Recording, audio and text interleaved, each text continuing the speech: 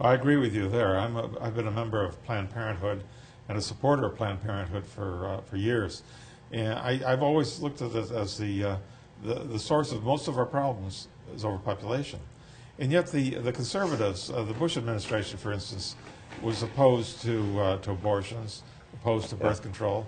Yeah. They withheld money from foreign aid. Well, they were just playing the game with politics, and the other peoples who were opposed to those as religious questions, they wanted to court those votes. They wanted those votes.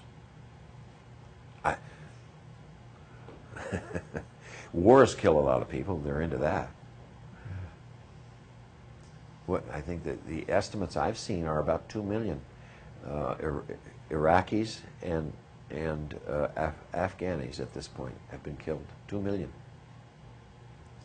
It's always seemed to me the height of hypocrisy that the conservatives would say, well, we protect the right to life of unborn fetus, but after the fetus is born and lived and known life for 20 years, then we go send them off as cannon fodder to be killed in a foreign war. Yeah.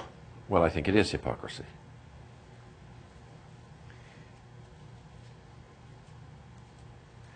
I think it is. What about our constitutional rights? The federal government has torn up pretty much the Constitution. As an independent Vermont, will we protect constitutional rights? Oh, God, we will if I'm going to stay here. I'm not interested. You know, I like the original American plan. I like the present Bolivian plan. But, you know, a constitution is, if you're not going to honor it, becomes just words on paper. People, you know, pretend that they're in compliance, but they're not. But the Bolivian constitution is a very interesting new one. The constitution in the Soviet Union, just reading the constitution, read better than ours. And yet, we know perfectly well that was a police state, as we are becoming a police state here. Sure, human freedoms, freedom of interaction, freedom of speech, press, religion, freedom not to do religion, all those freedoms are absolutely essential to any kind of human culture or progress or existence. I think the founders had it fundamentally correct, and we need to do it that way. I'm not in favor of totalitarian forms of government, and frankly, you can get there from any type of government. You can get to totalitarianism, and it has happened. You can get there from socialist forms. You can get there from capitalist forms. It tends to happen in mass society.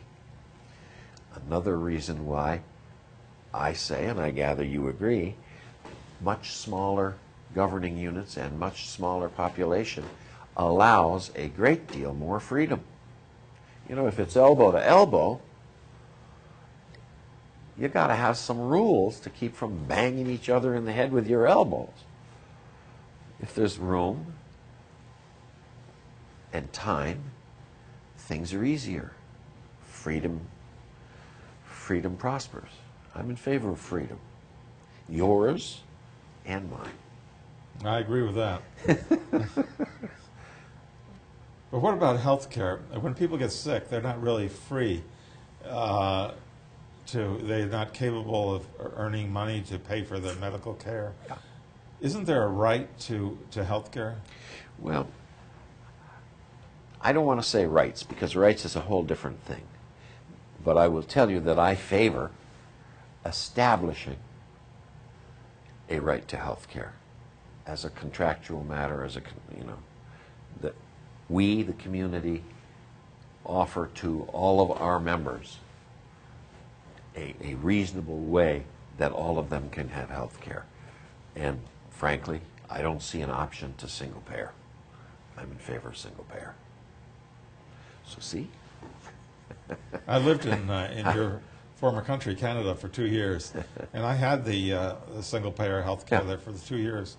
And so do I have it. I have it because I was discharged from the Army under honorable conditions, and I am now a poor person. I have health care through the VA. It's a non-profit organization. My health care is free. And it's excellent. Happens that I don't need much because I'm such a rugged character, but I will need some someday.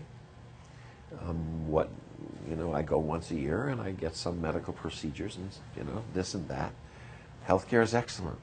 It's non-profit. It's not profit-oriented.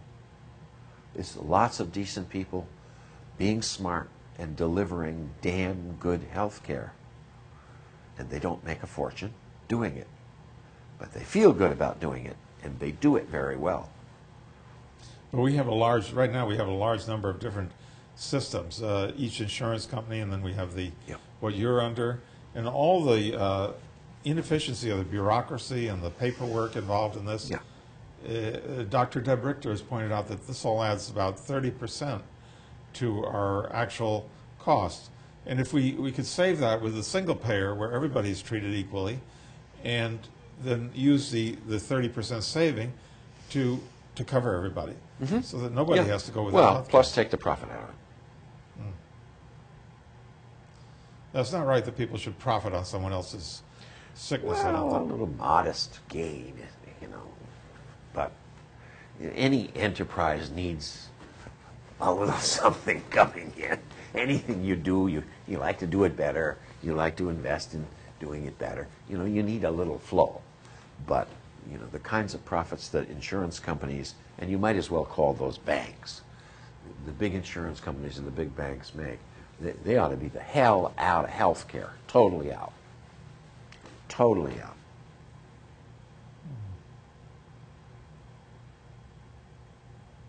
See, I told you I was an old lefty. I don't doubt that there are ways to organize health care through private entities, but it hasn't happened that way, and it is now totally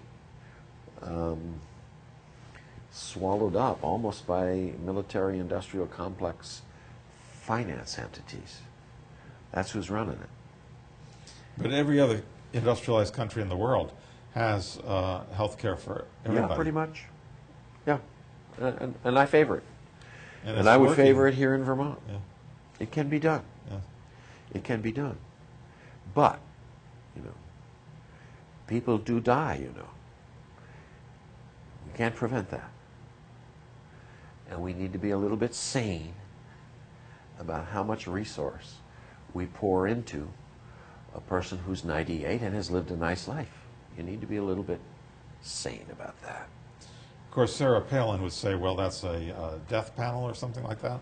Well, But we have death panels now. If a person doesn't have money for an operation or for the medical care he needs, he's going to die, and that's the greenback death panel.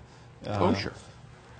Decisions are made by families and physicians and medical care institutions all the time that don't conform to the public idea about how things should happen. Of course. Why is that all surreptitious? It should be up front and open and a rational process established. And then we have the political process. We're all involved in political campaigns now, but we're up against the big contributors. The Supreme Court has just said that a corporation can contribute as much money as it wants. Yeah. And here we have Entergy with Vermont Yankee down there, and they're about to lose their license. They're motivated to. They have millions of dollars they can throw into the coming campaign. And is that democracy? No. The Supreme Court is wrong. The Supreme Court is now part of the empire. It is now part of the problem. And I don't see that changing. In fact, this present nominee will simply worsen that, in my opinion.